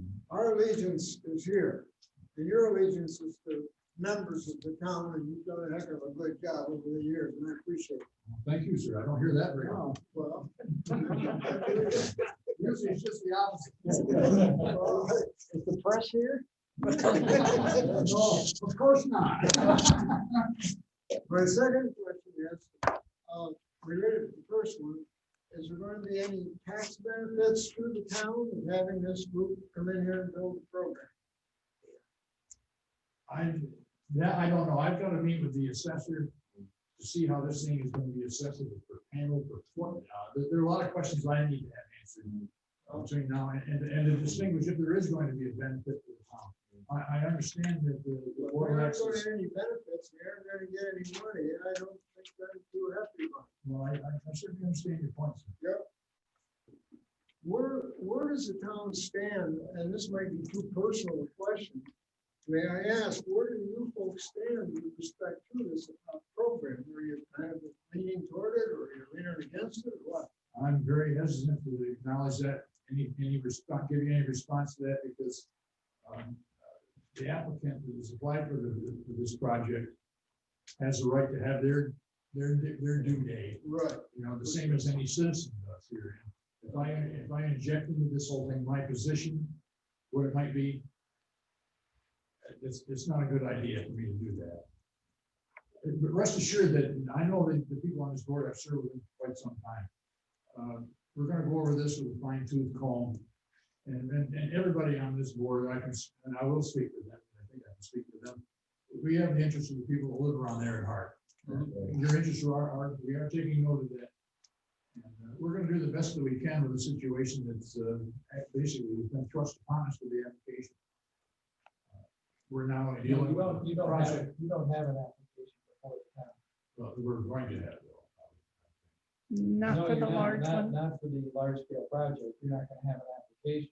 You're considering amendments to your zoning law, but you will not have an application to consider. The only application that may come before the town is if they splinter off a piece as a community solar project. which I think they're planning on doing. That'll go before the planning board, but that's the only portion of it that will. The community portion. Like I said, I'm hesitant to say, but rest assured that we're here to look out for your interests as well. Are there other sites that were examined by Borlax in the general area, or did they pick this site because they can get into the grid easily? There are a number of factors that I would assume that they would have done. They've had to do a lot of research to come up with a site that's going to work for them. Again, I'm not aware, none of us are privy to that research. Just strikes me that they picked the most beautiful area to put up this boring thing. I don't expect our power costs are gonna go down in the community because of this project. Is that a fair assumption? It's proposed, and it's historic, I think, is where Borlax and the generating site will extend the 10% discount to anybody that lives in the town of Watertown that wants to sign up for it. That's on the community solar project. That's on the community. Not on the large scale. Right. That's on energy that's developed within the community portion. Yes, another question. What outside experts have you and the rest of the board consulted regarding the siting and other matters relative to zoning law and the changes that we're trying to make to the zoning law? Our planning board has done extensive research, worked with other communities, see what they've done to address a situation like this. I've reached out to a number of different people here to try to gain some knowledge on it, because I'm not a wizard in projects of this magnitude. I don't think there are too many in the North Country that are. This would be a large project if this goes through. Mr. Russell, is this project, or is the Title 11 subject to seeker? Does the It's got applicant, its own environmental review of that. I have to say that, not a secret review. but comparable to? It's an environmental review. Have there been any consultations with DEC relative to the impact of this project on the wildlife in the immediate area? I'm awaiting some response back from an inquiry that's been made to them for comments. I haven't received that yet. That would be part of the planning process. That comes to that, the planning board's process and planning board's review. I'm hesitant to get into answer too many questions because I don't want to get off too far in front of it. Right. Well, another question I have is that in 25 to 30 years, these panels don't work anymore. Somebody's gonna have to take them down. And I can almost guarantee if Borlax won't exist. Or they'll have other corporations and different names, and we won't be able to touch them. And it'll be up to the town to get rid of, dispose of the waste, and also dispose of some very serious chemicals and other things that are going to have to be perhaps taken to some special landfill, which is going to be extremely costly to the town. And if you're looking down the road, I think we got to have an enormous size bonding program. And we ought to have this inflation rate that's in the zone now at 2% a year.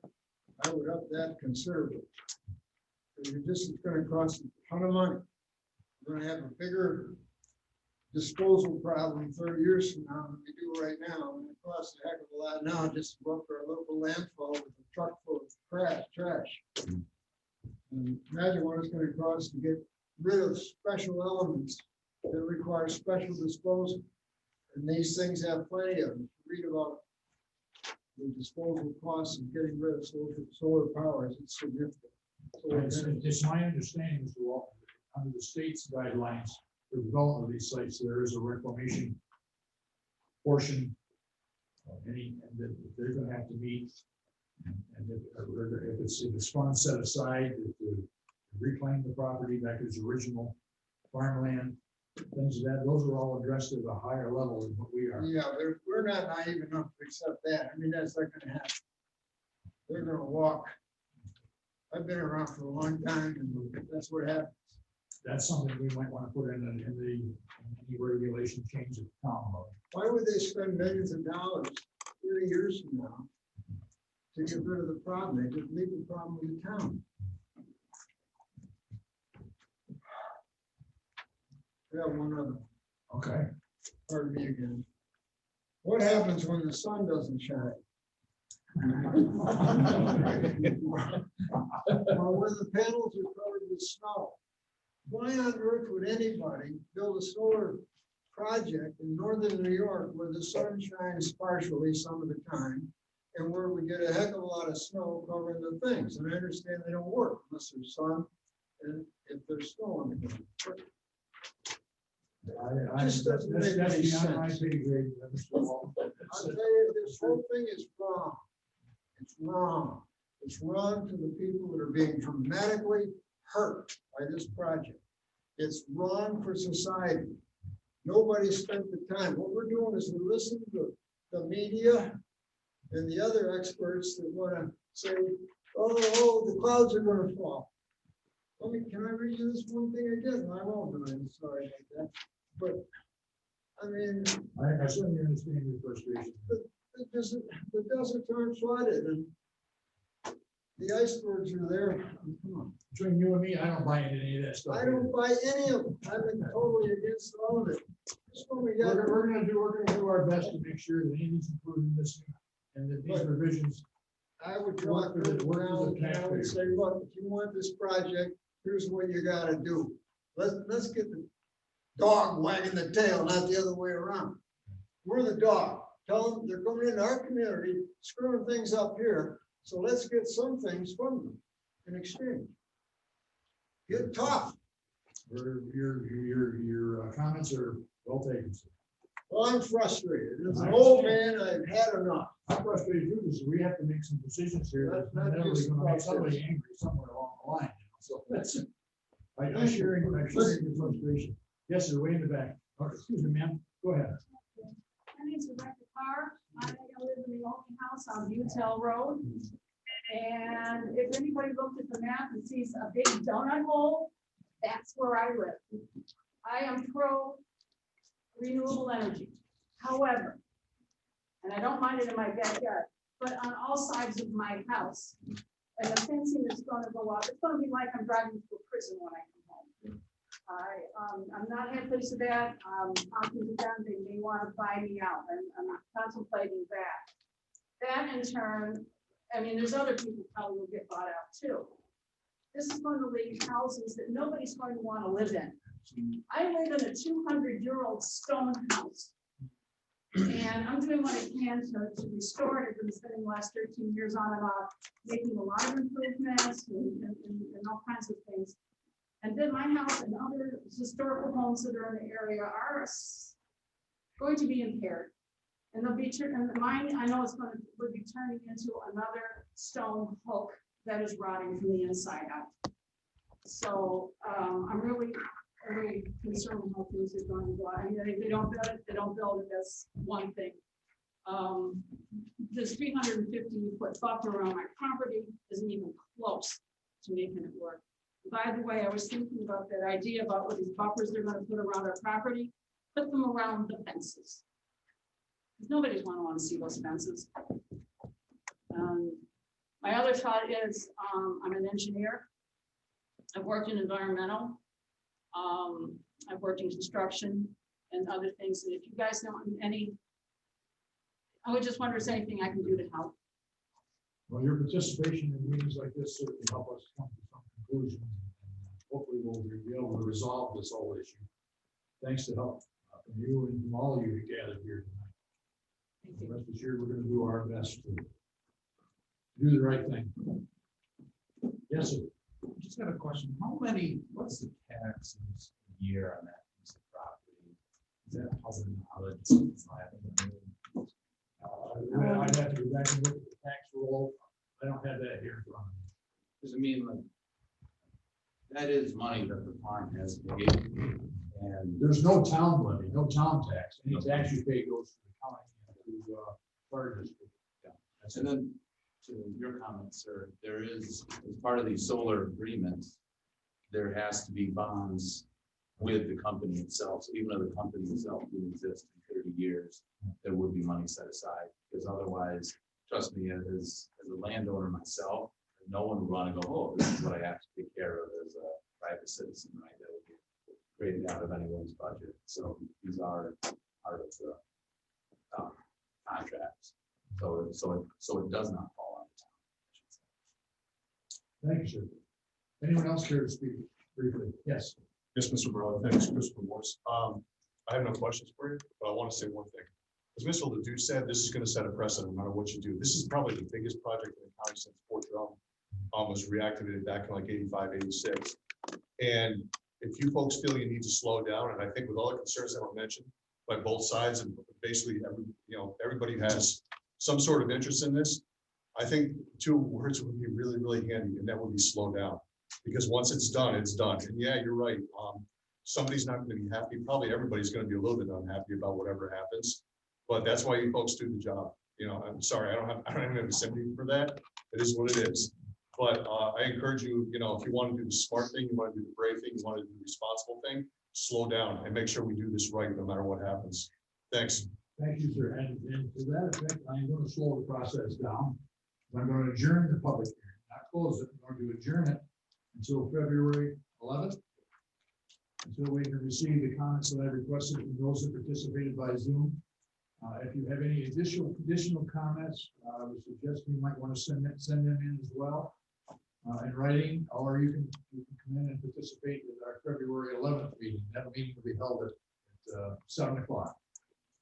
So this public hearing is adjourned. Now we can move on to all the other business. Thank you all for coming. Thank you. Thank you. We certainly appreciate your input. Thank you. Appreciate it.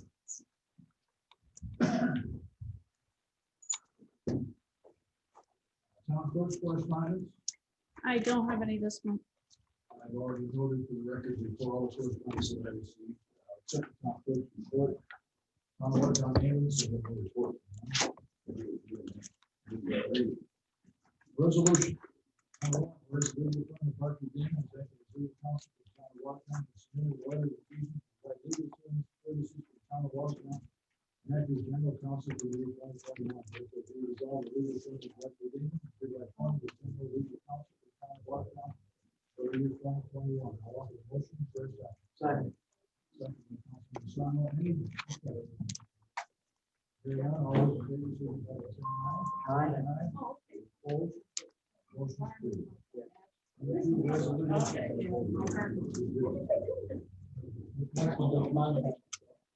Oh, that's fine. Yeah.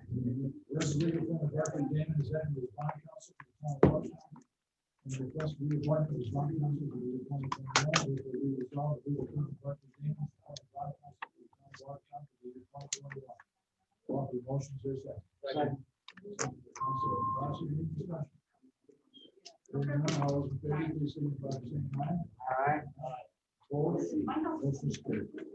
Number 3, whereas necessary to designate official newspaper for publishing all legal and public notices and announcements for the public. It will be resolved that Watertown Daily Times is hereby designated as the official newspaper for all public notices and announcements for the year 2021. All the motion is seconded by Councilman Sarno. Any discussion? Hearing none, all those in favor, please signify by saying aye. Aye. Aye. Opposed? Motion is carried. Number 4, where it is necessary to appoint an engineer to represent the town on all matters requiring engineering service for the general matters for the year 2021. It will be resolved, the engineering firm of Bernie and Card Associates, 327 Palm Street, Watertown, is appointed as engineer for the town for the year 2021. Second. Second by Councilman Rossi. Any discussion? Hearing none, all those in favor, please signify by saying aye. Aye. Opposed? Motion is carried. Number 5. Whereas it is necessary to establish an annual schedule for all town council meetings to be held on a monthly basis. Therefore, be resolved that all regular meetings of the town council will be held on the second Thursday of each month at the town municipal offices, 22867, County Route 67, Watertown, New York, for the section of the October meeting. Pursuant to German municipal law, we conducted on the first Thursday of October and the first Thursday following the November general election of 2020.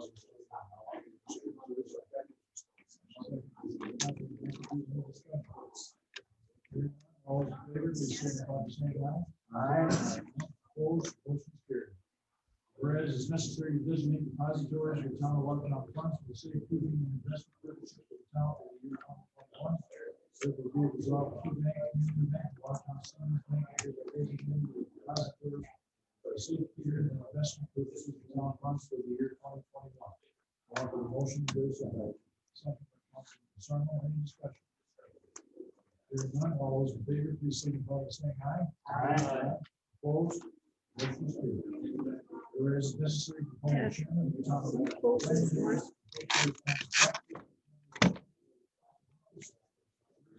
The position of planning board co-chairman for the year 2021. Town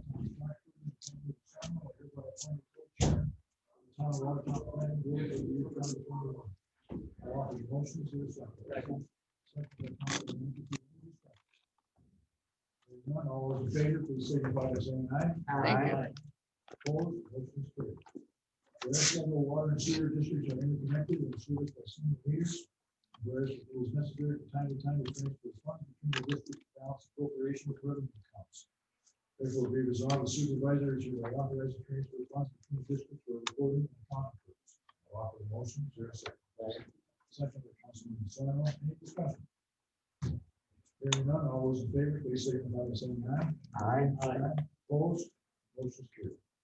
Whereas the current contract with Town Financial Services expired December 31, 2020, whereas municipal services provided said financial services relative to long-term bond advance financing renewal, assistance in preparing and compiling the town's official statement required for financing municipal debt and other financial services. Therefore, be resolved, the supervisor is authorized to execute people service agreement between Municipal Solutions, Leroy, New York, and the town of Watertown for the fiscal year 2021. I'll offer the motion. Is there a second? Second. Second by Councilman Bronson. Any discussion? Hearing none, all those in favor, please signify by saying aye. Aye. Opposed? Motion is carried.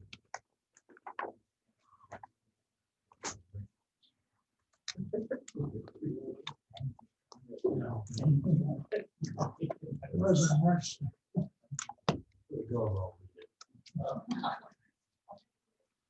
Whereas on March 7, 2020, Governor Andrew Cuomo issued executive order number 202 declaring the state disaster emergency in the entire state of New York. Whereas both travel-related and community contact transmission of COVID-19 has been documented in New York State and are expected to continue. Whereas pursuant to section 29A of Article 2B of the executive law, New York State Governor Cuomo did issue the executive order 202.83 dated December 18, 2020, was authorized by local option governing body to adopt provisions that effect that executive order 202.83, which temporarily suspends or modifies subdivision 7, 7, 8, and 8, and section 459C of the real property tax law, subdivisions 5, 5A, 5B, 5C, and 6 of section 467 of the real property tax law, the COVID-19 Emergency Eviction and Foreclosure Prevention Act of 2020, Chapter 381 of the laws of 2020, assigned to the law of Governor Cuomo on December 28, mandating the provisions. Whereas on December 18, 2020, said declarations was extended to include subdivision 7, 7A, and 8 of section 459C of the real property tax law, which permits the governing body of the necessity unit to adopt a resolution directing the assessor to grant exemptions pursuant to section number 2000 for all property owners to receive that exemption in 2020 assessment year. Thereby dispensing with the need of renewal applications from such persons and further dispensing the requirement for the assessor to mail renewal applications to such persons. Whereas the town of Watertown is desirous of adopting such a resolution, will also allow the assessor to require a renewal application to be filed when he or she has reason to believe that an owner who qualified for the exemption in 2020 assessment roll may have since changed his or her primary residence, added another owner to the deed, transferred the property to a new owner, or died. Therefore, be resolved that Assessor is instructed to take any action necessary to describe directives. The town collector is directed to forward a copy of this resolution to the assessor and publish such resolution on the town of Watertown website. I offer a motion to adopt. Is there a second? Second. Second by Councilman Prosser. Any discussion? Hearing none, all those in favor, please signify by saying aye. Aye. Opposed, motion is carried. Rather than list the corrections to the tax bill, I would offer a motion to authorize the assessor to proceed and make the following splits and corrections to the 2021 tax bill for real property as noted. Second. Second by Councilman Prosser. Any discussion? Hearing none, all those in favor, please signify by saying aye. Aye. Opposed? Motion is carried. Number 12, whereas the town public works employee John Eves is hired on a provisional basis as a public works employee with permanent full-time status eligibility, being available following successful completion of the mandatory probation period. Whereas Mr. Eves has successfully completed the probation period and the public works superintendent recommends that Mr. Eves be granted full-time permanent status as a public works employee. Therefore, be resolved, John Eves is hereby granted permanent full-time status as a public works department employee. Be further resolved that John Eves is hereby granted all full-time benefits available to permanent full-time employees. I'll offer the motion. Is there a second? Second by Councilor Sarno. Any discussion? Get me. 13. Where it is necessary to establish a capital reserve fund within fiscal year 2021 to provide a savings reserve for future purchases to replenish aging public works department trucks and other department equipment used within the department. Therefore, be resolved an amendment to the fiscal year 2021 budget and an appropriation of $35,000 to establish said reserve account hereby authorized. Be it further resolved, the fiscal year 2021 budget is hereby amended as follows to establish said reserve fund. Decreasing the unappropriated general fund balance, increasing the general fund capital reserve, and amount of $35,000. I'll offer a motion. Is there a second? Second by Councilman McAtee. You're welcome. Any discussion? Hearing none, all those in favor, please signify by saying aye. Aye. Opposed? Motion is carried. Number 14. Whereas the town council, with the adoption of the 2021 town budget, the council made appropriation provisions in the amount of $50,000 to assist with funding Thousand Island LDC, a 501c3 not-for-profit organization. Whereas these funds are to be used by the organization to underwrite ministerial and operational expenses during the course of its business. Therefore, be resolved, the appropriation of $50,000 payable to the Thousand Islands Local Development Corporation, a not-for-profit 501c3 organization, is hereby authorized. I'll offer the motion. Is there a second? Second by Councilman Sarno. Any discussion? I thought we agreed last year not to fund these guys. No, I think it was a consensus. We would try to do it on an annual basis. I know we aren't, the DBAO gets no funding this year. They're using 35. no, The DPL work is 25. 25, yeah. 25 to 27, depending on how the bid is. They haven't had any bid. It's 50. Yeah, this is to assist with the LDC with administration costs or architectural design work, things of that nature. But I think last year, when we gave them 50,000 last year, it was generally consensus of the board that we would try to do this every year if we could, if it was financially possible. I would hope that the board continued with that. There needs some money. I know we've got some applications out. The LDC board has some applications with some search design going for, to find other sources of funding where we don't have to do this. It's kind of like a dry period with the COVID dating. Some appropriate time at the town hall and up in the second year. It's not a lot of money. We get the ambulance and a lot of money, a lot of other. And in lieu of the fact that the DPAO is not getting any funding this year, we're actually giving basically $25,000 in addition to that money that's saved to the LDC to use. Why don't we just give the money to our local board there rather than funnel it through Thousand Islands group there? It is, the Thousand Islands Local Development Corporation is basically the local board. Well, that's Town board. No, not the town board, but the LDC that we created to operate. That is the LDC. That is what it That is. is what we're talking. That's what we call it. Yes. All right, so This is not the county LDC. all right, okay, that's where I was. Yeah, this is the LDC that we created here. All right. For just for the purpose. Yes, okay, all right. No, I I'm thought this sorry, I was, wasn't clear with that. no, I thought it was the Thousand Islands Tourism Group. Oh, no. Okay, all right. I mean, they would accept your money. So I'm sure they will, yeah. No, okay. All right. Any other discussion? None, would the clerk call a poll board, please? Councilman Desarmo, or I'm sorry, Supervisor Bartlett, Yes. Councilman Desarmo, Yes. Councilman McAtee, Yes. Councilman Prosser, Yes. Councilwoman McCluskey. Yes. Thank you all. The LDC, thank you. Now we'll deal with Mr. Russell.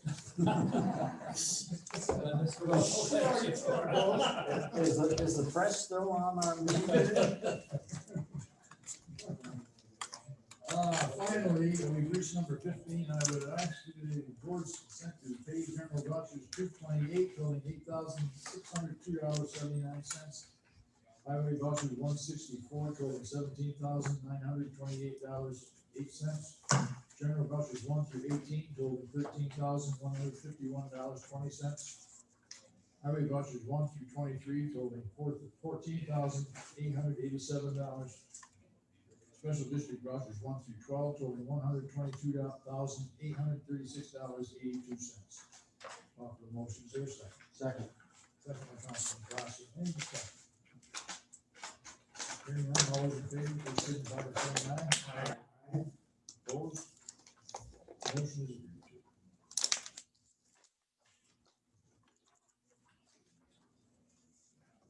As far as old or new business, when do we have to get our zoning, passed so that it's part of what the Borlex has to at least take into consideration? I don't know where they're at with their state file. We met with them, what was it, a couple weeks ago? That was one of the first steps in their process to get a completed application. Mhm. They have to show the siting board that they've consulted with the local community. By consulting with us and having those open meetings or open forum meetings, it was intended to satisfy that first step. But I'm not sure where their application sits. I would, contrary to the gentleman saying slow down, by you slowing down isn't gonna help at all. I mean, I think, taking into consideration some of their concerns and maybe some of the comments that their attorney has made, would be appropriate, but if we don't have something in place, there's nothing for the siting board to look at. Yeah, because they make reference in their pamphlet here that under Title 11 or whatever it's called there, they at least have to consider local ordinances and zoning. And they have to show that they've considered Right, that. so our purpose is to at least get something better on the books that they will consider rather than something And the fact- outlandish that they'll just pass off and forget Yeah, about. And the fact that they know that, and again, it's a matter of whether based upon, similar situations across the state, it's a matter of whether they can show the siting board that what you've put in place is too restrictive Right. and unreasonable. Yeah. And that really boils down to, a lot of different things, but, this is a huge project. Yeah. It's actually huge, scary. with huge local impacts. Mhm. And, Yeah. The attorney representing Borla or the landowners made some very good points Yes, about he did. consistency with your comprehensive plan. I couldn't And he understand. also, at the very end, basically said if you don't consider at least some of their suggestions, they probably will challenge anything you adopt, so. So that means we go to court with them. Yeah. Well, why would they challenge us? You know, I don't know whether that was an idle threat or Mm. what, but I mean, I think he understands that we gotta get something in the books. Right. Maybe what you have needs some more work, I don't know, but, you know, it certainly doesn't satisfy, obviously, you know, the land. No, but the gentleman from Borlex, I couldn't understand half of what he was saying. He's going too fast. Yeah. And you're gonna get us in writing, so at least we can. Half of what he said's already been submitted. Yeah, but, it's in his but no, I wanna see what the guy was saying. Mr. Tremont suggested that he would be happy with lowering it to 50%. My suggestion would be when the time comes that we look at 40% coverage. Well, you know, I think the argument about being consistent with the neighboring, Hounsfield, and a major portion of the projects in Hounsfield. The majority of it is. Yeah. So So community portions of the town, I think. it might be, but that's a different analysis. The community section's a totally different analysis than the huge 125 megawatt project. And I'm convinced that they've only broken that off as a community relations matter. Of course, yeah, here you made your 10% reduction. Exactly. That's the only reason they're doing that.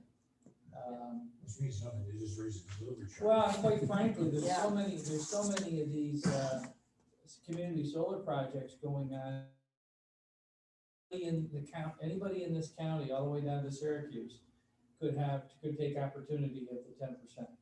Because it doesn't have to be within in the township where the project is. It's in National Grid's service area. Yeah. So. You know where they look the best? On farm, barn groups. Yeah.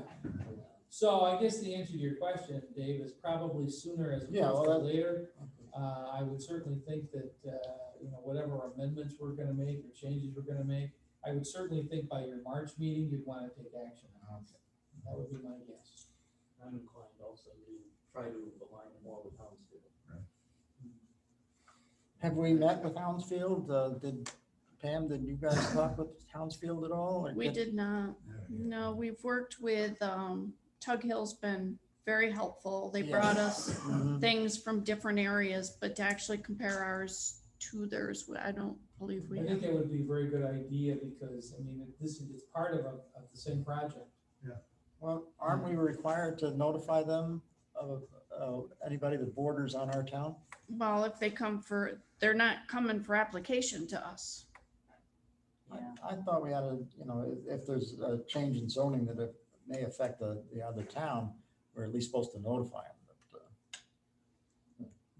Well, when that comes, I don't believe we did that. No, I don't think we have to do it. We have to obviously send it to county planning, but I don't think you have to formally notify the other town. I don't think so. Well, planning sent back the comments that are, it's a concern of local interest only. But I certainly would recommend that the planning board take a look at Hounsfield's zoning, and I think consistency would be important, especially would add support at the state level, seeing both towns that are impacted by the project having at least consistency with respect to some of the restrictions like lot coverage and setbacks and that sort of thing. See, we know already the Hounsfield's at 40 or 50% coverage.